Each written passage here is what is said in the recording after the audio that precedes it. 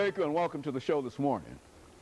The topic this morning is the graduate education program at Trevecca Nazarine University. And we're fortunate to have with us to talk about the graduate education program at Trevecca Nazarine University a person in the Department of Education, in the School of Education, Dr. Stella Simpson. And of course, Dr. Simpson, let me welcome you to the show this morning. Thank you. And to tell you, Dr. Simpson, how very, very delighted we are to have you here, and especially to talk about what we consider to be such a timely topic as education, and to know the activities that you've been involved in dealing with graduate education. We're certainly delighted to have you here. But before we get into Trevecca Nazarine University and other issues dealing with graduate education, Dr. Simpson, let's see if we can have you to give our audience an opportunity to get to know you by giving us some information about your background, your education, and some of the things that were important in terms of eventually leading you to the School of Education at Trevecca Nazarine University, and then we'll talk about some other things. But let's talk about your background education first. I think that before I even entered school, I knew that I wanted to be a teacher, and I had a very unique experience because I attended one school for 12 years. I went to Meigs High School, and as a matter of fact, I was I was in the first graduating class of Meigs in 1961, and I was valedictorian of that class. I think my experience at Meigs brings so much to what I do now as a teacher, because what I found there is that I had the same homeroom teacher for 6 years, Ms. Ford, and that's kind of odd. But what I found at Meigs is that there was a caring commitment, not only that I learned, but they cared about me as a person. The teachers took the time to get to know my family, and they knew me, and they cared, and even once I left Meigs, they followed me through college, just that want to know, could I help? And so I think part of that made me what I am today. And once I finished Meigs, I went to Tennessee State University, got an exceptional education at Tennessee State.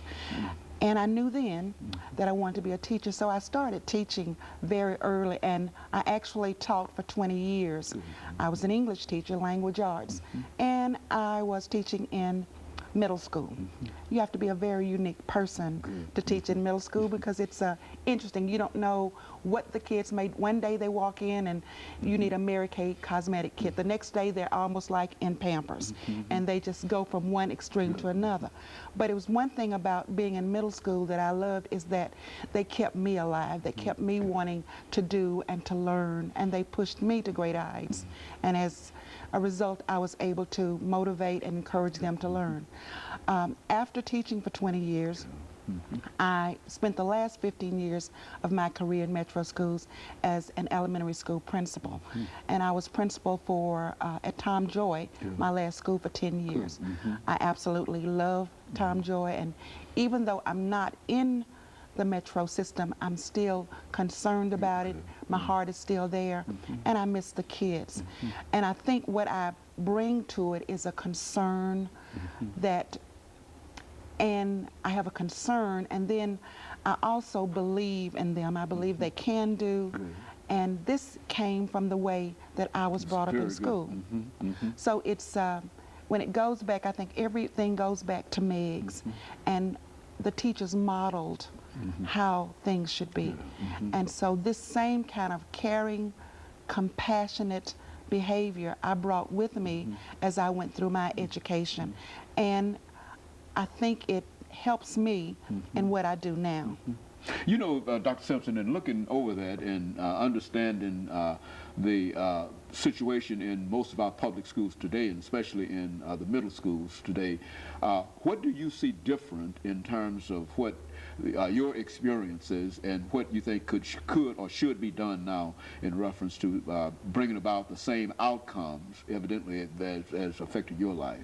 I think one of the things that I look at, and as a principal, and even now as helping to prepare teachers, is that the one difference is that I think when I was in school back in the days, there was some parental involvement. Our parents worked, and they couldn't get to school that much, but there was a support for education. I used to tell some of my parents when I was principal, you don't have to be educated to value education.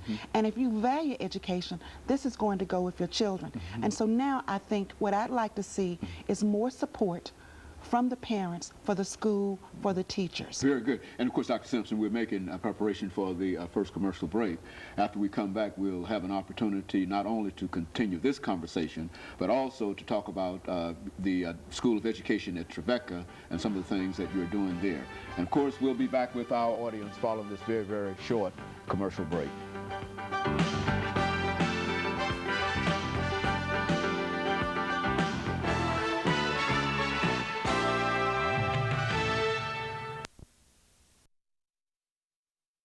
Topic is the